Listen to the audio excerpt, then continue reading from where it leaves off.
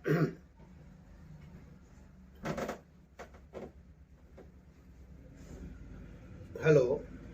Good morning to all of you. हम लोग आज केमिकल काइनेटिक्स का पार्ट 6 पढ़ेंगे।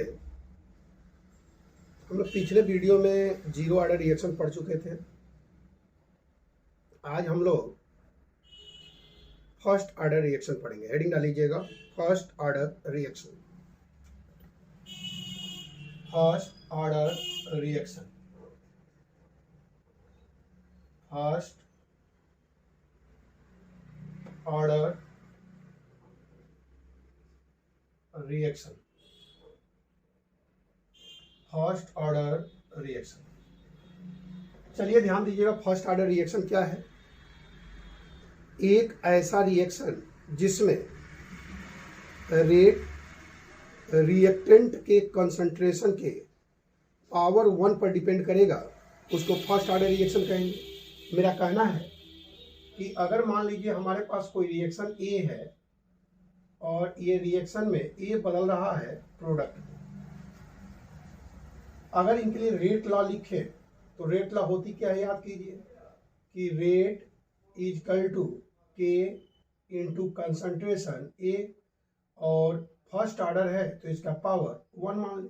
इसका मतलब फर्स्ट ऑर्डर रिएक्शन होगा क्या, अगर किसी रिएक्शन के अंदर रेट लॉ लिखने पर रेट लॉ में रिएक्टेंट के कंसंट्रेशन का पावर 1 आ जाए तो उसको फर्स्ट ऑर्डर रिएक्शन कहेंगे। तो यहाँ पर ये फर्स्ट ऑर्डर रिएक्शन हो गया कि रेट इज इक्वल टू के इंटू ए के पावर 1। अब यहाँ पर ध्यान दीजिएगा, अब हम लोग यहाँ पर अगर बात करें, अगर इसी रिएक्शन के लिए हम लोग रेट निकालें, याद कीजिए कंसेप्ट पीछे आप लोग पढ़े थे, जो एवरेज रेट में पढ़े थे, तो उस तरह से कैसे निकलेगा तो याद कीजिए। यहाँ पर रिएक्टेंट के लिए क्या लगाएंगे, माइनस, और रिएक्टेंट के कंसंट्रेशन में चेंज, तो डी कंसंट्रेशन ऑफ ए और बाई डी टी। याद कीजिए हम लोग दो तरह से रेट पढ़े थे। अभी पहले हम लोग पढ़े हैं कि रेट लॉ कैसे लिखते हैं, तो रेट इज इक्वल टू के और रिएक्टेंट के कंसंट्रेशन का पावर 1। अब यहाँ पर हम लोग पहले रेट निकालने का फॉर्मूला क्या पढ़े थे, तो पढ़े थे कि रेट इज इक्वल टू, अगर रिएक्टेंट के लिए निकालना है तो माइनस, और प्रोडक्ट के निकालना है तो प्लस, और सब्सटेंस के पहले जो भी नंबर होता है उसको न्यूमरेटर में डिनोमिनेटर में भेज देंगे।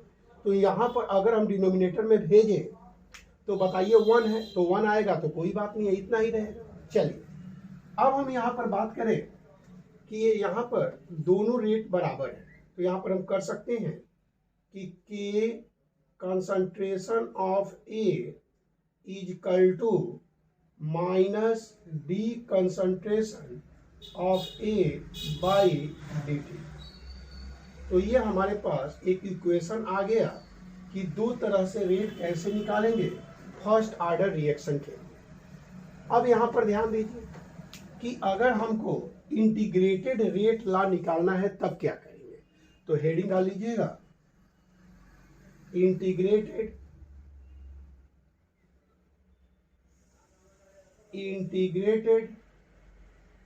रेट लॉ,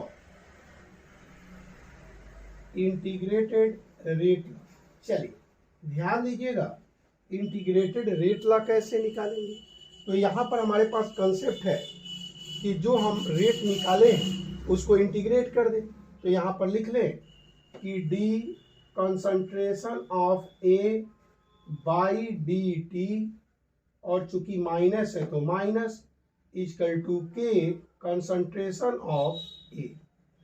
अब यहाँ पर ध्यान दीजिए, अगर हम लोग यहाँ पर कंसंट्रेशन को एक साइड में कर लें तो यहाँ पर हो जाएगा d concentration of A by A is equal to, ये इधर जाएगा तो के इंटू डी टी, और माइनस है तो माइनस। अब हमको इंटीग्रेटेड रेट लाना है तो इसको इंटीग्रेशन कर दें। तो अगर इनको इंटीग्रेशन कर दें तो ऑन ऑन इंटीग्रेशन। चलिए इंटीग्रेशन कर दीजिए।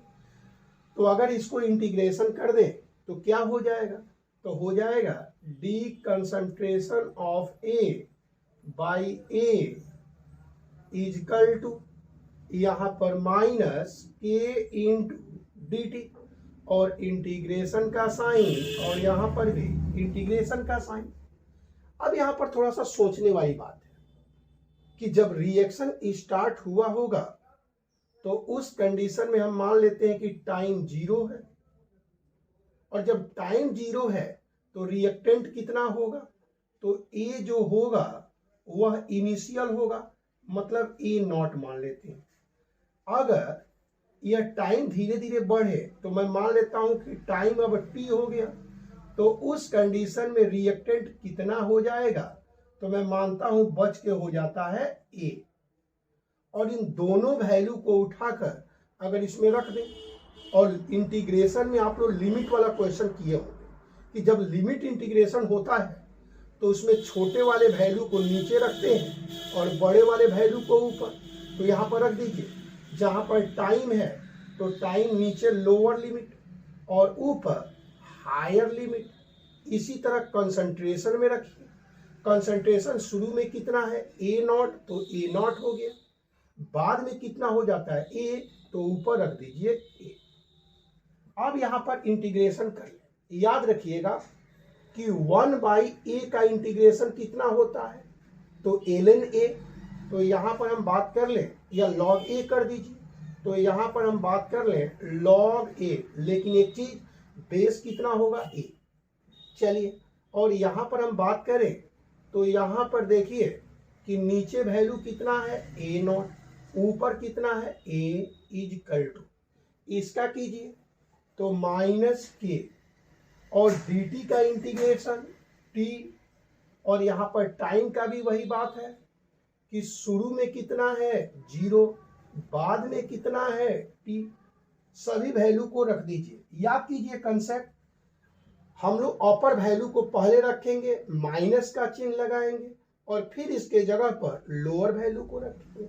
तो अगर इसको सॉल्व किया जाए तो हो जाएगा log a base e minus, अब इनके जगह पर छोटा वैल्यू तो log a नॉट और बेस e इजकल टू, यहां पर आइए तो माइनस के और t के जगह पर अपर लिमिट तो t और माइनस, और एक बार इसके जगह पर 0 तो 0।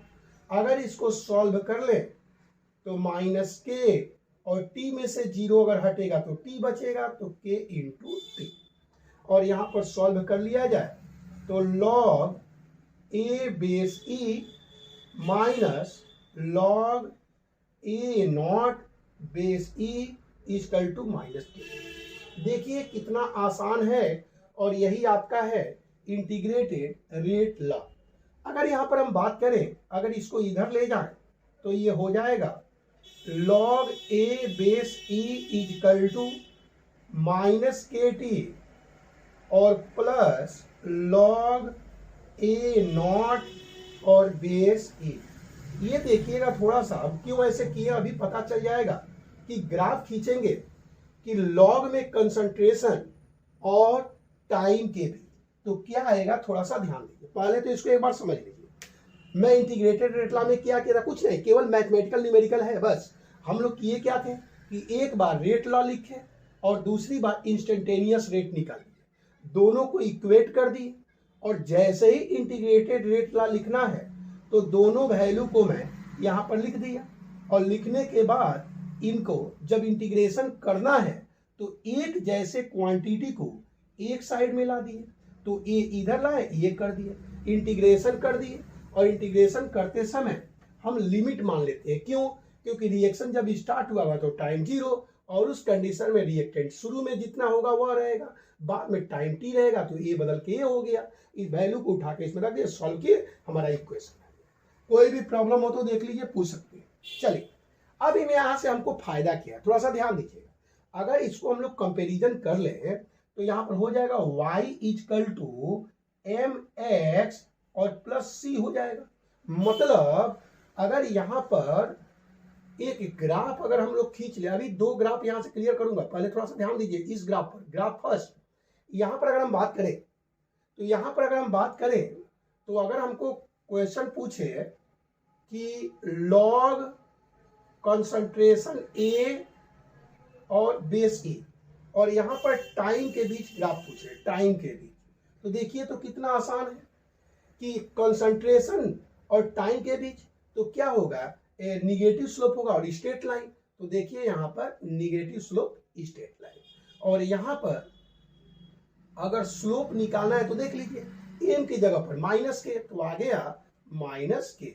लेकिन जब ये ग्राफ लॉग कंसंट्रेशन और टाइम के बीच पूछे लेकिन बेस ई होना चाहिए, तभी ये ग्राफ सही है। लेकिन अगर यहीं पर एक क्वेश्चन ये पूछे कि लॉग बेस 10 और टाइम के बीच ग्राफ पूछे, तब क्वेश्चन टफ हो जाएगा। थोड़ा सा ध्यान दीजिए इस तरह के क्वेश्चन को कैसे सॉल्व करेंगे।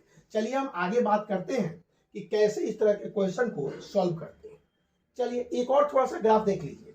अगर यहीं पर एक क्वेश्चन पूछे, ये सभी क्वेश्चन पूछी, ग्राफ पूछी जा चुकी है। अगर यहीं पर एक क्वेश्चन पूछे कि रेट और कंसंट्रेशन के बीच ग्राफ बताइए, अब थोड़ा सा ध्यान दीजिएगा। अभी आप लोग फर्स्ट ऑर्डर पढ़े थे, क्या पढ़े थे? तो फर्स्ट ऑर्डर में पढ़े थे कि रेट इजकल टू के और इनटू कंसंट्रेशन। अगर ग्राफ खींचे तो देखिए y इजकल टू mx, अगर इसको क्लियर कर दे तो y इजकल टू mx। तो आप ही खुद बताइए कि यहाँ पर ग्राफ तो स्ट्रेट लाइन होगा, तो स्ट्रेट लाइन में खींच दिया। अब यहाँ पर क्वेश्चन पूछे स्लोप बताइए, तो देखिए स्लोप कितना हो गया, m इजकल टू के। तो दो ग्राफ अभी तक हम लोग जाने, एक तो जाने हैं कि लॉग कंसंट्रेशन बेस ई और टाइम के बीच, तो स्ट्रेट लाइन ग्राफ होगा। इसका स्लोप पूछा गया क्वेश्चन है कि स्लोप कितना होगा, तो माइनस के होगा। लेकिन अगर यही क्वेश्चन पूछे कि रेट और कंसंट्रेशन के बीच ग्राफ बता दीजिए, तो उस कंडीशन में भी स्ट्रेट लाइन होगा, लेकिन स्लोप कितना होगा, के। चल अब हम थोड़ा सा बात करेंगे कि अगर यही क्वेश्चन लॉग बेस 10 में पूछे तब क्या करेंगे। चलिए हम बात करते हैं, थोड़ा सा ध्यान दीजिएगा।